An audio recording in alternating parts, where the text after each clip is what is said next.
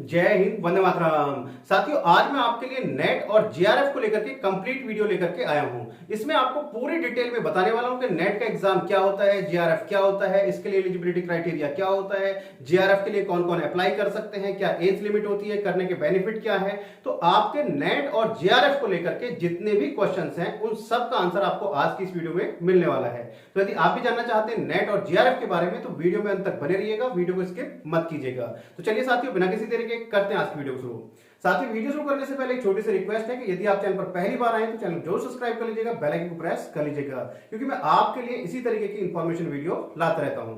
तो साथियों, पहले कुछ बेसिक इंफॉर्मेशन है उसको जान लेते हैं। सबसे पहले बात करते हैं नेट की। तो नेट यानी कि नेशनल एलिजिबिलिटी टेस्ट। ये क्या है? एक एग्जाम कंडक्ट होता है पोस्ट ग्रेजुएशन के बाद में। यदि आप इसको क्लियर कर लेते हैं तो आपको एक सर्टिफिकेट मिलता है, आप क्या हो जाते हैं, नेट क्वालिफाई हो जाते हैं। अब उस सर्टिफिकेट के क्या क्या बेनिफिट है वो अभी हम आगे डिस्कस करेंगे।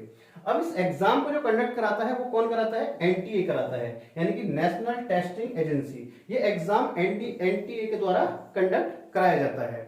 अब इसमें जो दो स्ट्रीम के लिए एग्जाम ये कंडक्ट करता है एनटीए, पहला है आपका आर्ट स्ट्रीम, यदि आप आर्ट से हैं तो एनटीए एग्जाम कंडक्ट करेगा, और दूसरा यदि आप कॉमर्स से हैं। आर्ट और कॉमर्स के लिए कौन एग्जाम कंडक्ट कराता है? एनटीए। और यदि आप साइंस स्ट्रीम से हैं तो उसके लिए एग्जाम कंडक्ट कराता है सीएसआईआर, यानी कि council for scientific and industrial research. तो ये क्या है? दोनों संस्था हैं जो एग्जाम को कंडक्ट कराती हैं। तो ये किसके लिए कराती है? साइंस स्ट्रीम के लिए।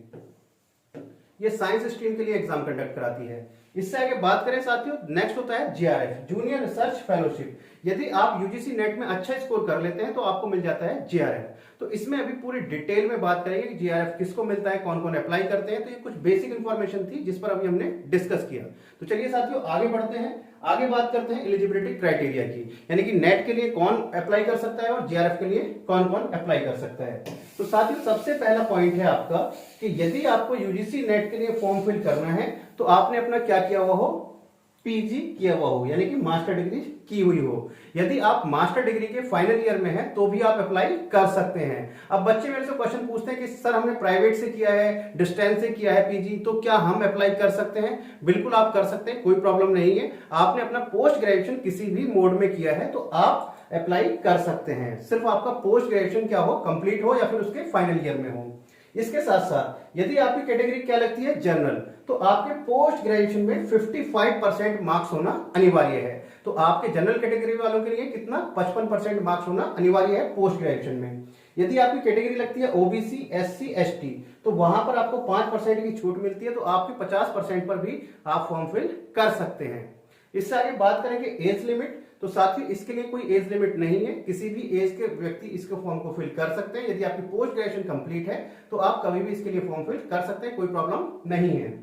अब इससे आगे बात करें साथियों एलिजिबिलिटी फॉर जेआरएफ। तो साथियों, पहले मैं एक चीज आपको क्लियर कर देता हूं, जेआरएफ के लिए कोई अलग से एग्जाम नहीं होता है। जब आप फॉर्म फिल करते हैं तो वहीं पर हमें सेलेक्ट करना होता है कि हम सिर्फ नेट का एग्जाम देंगे या फिर जेआरएफ के लिए भी जाएंगे। वहीं पर आपको कोई अलग से उसका एग्जाम नहीं होता, अलग से कोई फॉर्म फिल नहीं होता। यदि आपका अच्छा स्कोर आता है तो आपको क्या मिल जाता है? जेआरएफ मिल जाता है, और यदि आपका अच्छा स्कोर नहीं आता तो फिर आपका सिर्फ नेट रह जाता है। तो अभी इस पर भी आगे हम डिटेल में बात करेंगे। अब बात करते हैं कि जेआरएफ के लिए कौन कौन अप्लाई कर सकते हैं। ऐसा नहीं है कि सब फॉर्म फिल करते हैं तो सभी जेआरएफ के लिए ऑप्शन सेलेक्ट कर सकते हैं, तो ऐसा नहीं है। क्या कंडीशन है, बात करते हैं साथियों। पहले जो पॉइंट है, फर्स्ट पॉइंट, सेकंड पॉइंट और थर्ड पॉइंट, यानी कि ये पॉइंट और ये पॉइंट, ये तो आपके होने ही चाहिए। यानी कि यदि आपको जेआरएफ भरना है तो आप पीजी आपकी होनी चाहिए। दूसरा, मिनिमम परसेंटेज, यदि जनरल कैटेगरी है तो 55% होना चाहिए। यदि आपकी एससी एसटी कैटेगरी लगती है तो आपके 50% होने चाहिए जेआरएफ के लिए।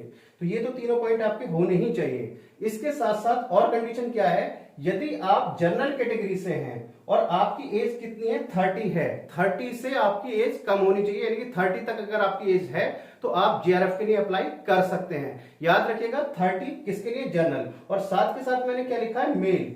यहां पर यदि आप पुरुष हैं, मेल हैं, तो 30 आपकी एज है तो आप अप्लाई कर सकते हैं। यदि 30 से ज्यादा है तो आप जेआरएफ के लिए अप्लाई नहीं कर सकते, सिर्फ मेल। इससे आगे बात करें साथियों एससी, एसटी और ओबीसी, वहां पर आपको 5% की छूट मिलेगी। वो किससे? 35 तक आप अप्लाई कर सकते हैं। एससी, एसटी और ओबीसी, यदि आपकी एज 35 से कम है तो आप अप्लाई कर सकते हैं।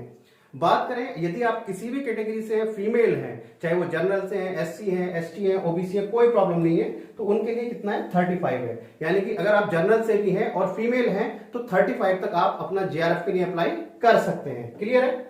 इससे आगे बात करें साथियों, यदि आपने एलएलएम किया हुआ है तो 3 साल की छूट आपको यहां पर भी मिल जाती है। तो आपको क्लियर हो गया होगा यहां पर कि कौन कौन जेआरएफ के लिए अप्लाई कर सकते हैं। अभी मैं आपको पूरी डिटेल में बताऊंगा जेआरएफ का बेनिफिट क्या है, क्या क्या आपको बेनिफिट होने वाले हैं। साथियों वीडियो थोड़ा सा बड़ा होगा लेकिन कंप्लीट इंफॉर्मेशन होगी, तो आप वीडियो में अंत तक बने रहिएगा। चलिए इससे आगे बात करते हैं इसको करने के लिए फीस कितनी लगती है। तो साथियों यदि आप जनरल कैटेगरी से हैं तो आपको जो फीस पे करनी होगी वो 1000, यदि आप ओबीसी से हैं तो आपको 500, और यदि आप एससी एसटी से हैं तो 250। ये फीस ऊपर नीचे हो सकती है, चेंज हो सकती है। तो बाकी जो फीस है अभी हाल फिलहाल में जो फीस चल रही है वो जनरल की 1000, ओबीसी की आपका 500 और एससी एसटी की 250 है। अब इससे आगे बात करें साथियों कि एग्जाम टाइम क्या रहता है, कितने टाइम का आपका एग्जाम होता है। तो आपका जो 2 टाइम आप इसको साल में एग्जाम दे सकते हैं, यानी कि साल में एग्जाम जो होते हैं 2 बार होते हैं। आपका एक होता है आपका जून जुलाई में आपके एग्जाम होते हैं, फॉर्म भरे जाते हैं, और एक आपका नवंबर दिसंबर में। तो साल में आपके 2 बार एग्जाम होते हैं। इसमें ऐसा नहीं कि आप कितने अटेम्प्ट दे सकते हैं, 2 अटेम्प्ट 3 अटेम्प्ट, तो आप कितने भी अटेम्प्ट दे सकते हैं, कोई प्रॉब्लम नहीं है। यानी कि अटेम्प्ट की कोई लिमिट नहीं है, आप 10 बार दे सकते हैं, 20 बार दे सकते हैं, कोई प्रॉब्लम नहीं है। यहाँ पर अटेम्प्ट की कोई कंडीशन नहीं है। इससे आगे बात करते हैं साथियों, नेक्स्ट है कि एग्जाम का पैटर्न क्या रहता है, किस प्रकार से एग्जाम होता है। तो साथियों जो आपका एग्जाम होता है वो होता है आपका ऑनलाइन एग्जाम होता है, कंप्यूटर बेस्ड आपका एग्जाम होगा। ऑब्जेक्टिव टाइप आपके क्वेश्चन आएंगे, और इसके बाद में जो पेपर होगा वो आपका इंग्लिश और हिंदी दोनों ही मोड में आपका पेपर आता है। इससे आगे बात करें साथियों, जो पेपर होंगे आपके 2 पेपर होते हैं, यानी कि 2 पेपर होंगे आपके जब आप फॉर्म फिल करेंगे। अब पेपर 1 की यदि हम बात करें तो पेपर 1 में आपके क्या आएंगे, 50 क्वेश्चन आएंगे। पेपर फर्स्ट में आएंगे 50 क्वेश्चन, वो कितने मार्क्स के होंगे, 100 मार्क्स के आपके क्वेश्चन होंगे। पेपर 2 की यदि बात करें तो पेपर 2 में आएंगे आपके 100 क्वेश्चन, और वो आपके कितने मार्क्स के होंगे, 200 मार्क्स के आपके क्वेश्चन होंगे। अब इससे आगे बात करें साथियों कि नेगेटिव मार्किंग होती है, तो नेगेटिव मार्किंग आपकी नहीं होती है, नेगेटिव मार्किंग आपकी नहीं होती। इसके बाद में पेपर का टाइम की यदि बात करें तो 3 घंटे का आपका पेपर होता है। तो ये चीज आपको क्लियर हो गई होगी। इससे आगे बात करते हैं साथियों नेक्स्ट कि आपका मिनिमम जो आपका एलिजिबल मार्क्स क्या है, यानी कि आप नेट क्वालिफाई करना है तो उसके लिए आपको कितने मार्क्स लाने पड़ेंगे। तो साथियों यदि आपको नेट क्वालिफाई करना है तो उसके लिए आपको पेपर फर्स्ट और पेपर सेकंड में जनरल कैटेगरी वालों के लिए 40% आपके मार्क्स आना अनिवार्य है। पेपर फर्स्ट और पेपर सेकंड को मिलाकर के आपके 40% मार्क्स आना अनिवार्य है। यदि आपके 40% मार्क्स आ जाते हैं तो आप क्या कहलाएंगे, नेट क्वालिफाई कहलाएंगे। इससे आगे बात करें साथियों, यदि आपकी कैटेगरी है ओबीसी, एससी, एसटी, पीडब्ल्यूडी, तो आपको जो है 35% पर ही क्या हो जाएगा, आप नेट क्वालिफाई हो जाएंगे। इससे आगे बात करें साथियों सिलेबस क्या रहता है। तो साथियों सबसे इंपॉर्टेंट है, बच्चे पूछते हैं कि सिलेबस क्या है। तो जो पेपर फर्स्ट होता है उसमें आपके 10 यूनिट होते हैं, 10 यूनिट अलग अलग होते हैं, उसके लिए भी मैं डिटेल वीडियो बना दूंगा। तो वहां पर क्या है 10 आपके यूनिट होंगे, और हर यूनिट से आपके 5 क्वेश्चन आएंगे, हर यूनिट से आपके 5 क्वेश्चन होंगे, 10 यूनिट होगी। और यदि हम पेपर सेकंड की बात करें तो पेपर सेकंड क्या होता है आपका, वो योर सब्जेक्ट होता है। योर सब्जेक्ट बोले तो जिस सब्जेक्ट में आपने अपना पोस्ट ग्रेजुएशन कंप्लीट किया है तो वो सब्जेक्ट आपका वहां पर होगा पेपर सेकंड में, और वहां से क्वेश्चन कितने आएंगे वो आपको पता है वो वहां से क्वेश्चन जो आएंगे आपके वो 100 क्वेश्चन आएंगे। तो यानी कि आपका जो पेपर सेकंड होगा वो आपका सब्जेक्ट होगा जिस सब्जेक्ट में आपने अपना पीजी किया है, चाहे वो इंग्लिश है, हिंदी है, हिस्ट्री है, ज्योग्राफी है, जिस सब्जेक्ट से भी आपने अपना पीजी किया है तो आपका पेपर सेकंड होगा आपका वो। इससे आगे बात करें साथियों नेक्स्ट है आपका कि इसको करने के बेनिफिट क्या हैं। तो सबसे मोस्ट इंपोर्टेंट चीज, तो साथियों यदि आपका नेट क्वालिफाई हो जाता है तो आप क्या कर सकते हैं, कॉलेज या यूनिवर्सिटी में एज अ असिस्टेंट प्रोफेसर पढ़ा सकते हैं। आप एलिजिबल हो जाते हैं किसके लिए, एज अ असिस्टेंट प्रोफेसर पढ़ाने के लिए। दूसरा बेनिफिट है कि आप क्या ले सकते हैं, पीएचडी में एडमिशन ले सकते हैं। आपको पीएचडी में एडमिशन मिल जाता है, स्टेट गवर्नमेंट यूनिवर्सिटी या जो प्राइवेट यूनिवर्सिटी है वो भी आपको प्रायोरिटी देंगी यदि आपका यूजीसी नेट का एग्जाम क्लियर हो जाता है। अभी हम बात कर रहे हैं सिर्फ नेट की, नेट में आपको क्या बेनिफिट मिलेगा। इससे आगे बात करें साथियों आप रिसर्च की तरफ जा सकते हैं।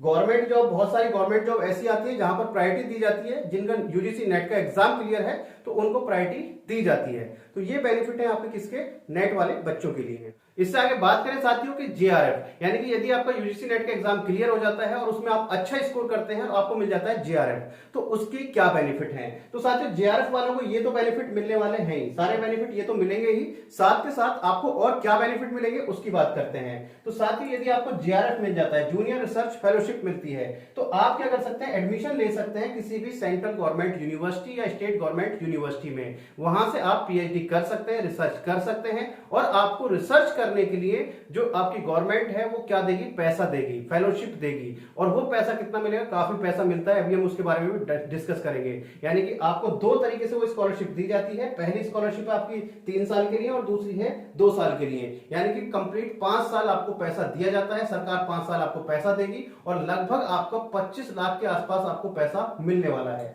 जो पहले 3 साल मिलती है वो मिलती है जूनियर रिसर्च फेलोशिप, और दूसरी जो स्कॉलरशिप मिलती है वो एसआरएफ मिलती है, यानी कि सीनियर रिसर्च फेलोशिप। तो ये जो आपकी स्कॉलरशिप मिलती है, कंप्लीट स्कॉलरशिप 5 साल में लगभग 25 लाख के आसपास आपको पैसा मिलता है, जिससे आप अपना पीएचडी कर सकते हैं। ये आपको पैसा तभी मिलेगा जब आप अपना पीएचडी में एडमिशन लेंगे, और वो भी कहां पर, सेंट्रल गवर्नमेंट यूनिवर्सिटी में। यानी कि सेंट्रल गवर्नमेंट यूनिवर्सिटी से आप पीएचडी करने के लिए आपको क्या मिलता है, पैसा मिलता है। तो साथियों आई थिंक आपको सब सारी चीजें क्लियर हो गई होंगी। यहां पर एक पॉइंट और भी है कि आप अपना, जब आपका यूजीसी नेट का एग्जाम क्लियर हो जाता है और आपको जेआरएफ मिल जाता है, तो आपको जिस सेशन में आपको जेआरएफ मिला है उसके 3 साल तक आप एडमिशन ले सकते हैं। यानी कि 3 साल तक आपको एडमिशन लेना ही लेना पड़ेगा। यदि 3 साल के अंदर अंदर आप एडमिशन नहीं लेते हैं तो आपका जेआरएफ खत्म हो जाएगा, यानी कि फिर आपको फेलोशिप नहीं मिलेगी। तो साथियों आपको वीडियो कैसी लगी मुझे कमेंट करके जरूर बताइएगा, और वीडियो को लाइक और शेयर करना मत भूलिएगा, क्योंकि आपकी तरफ से मेरे लिए मोटिवेशन यही है।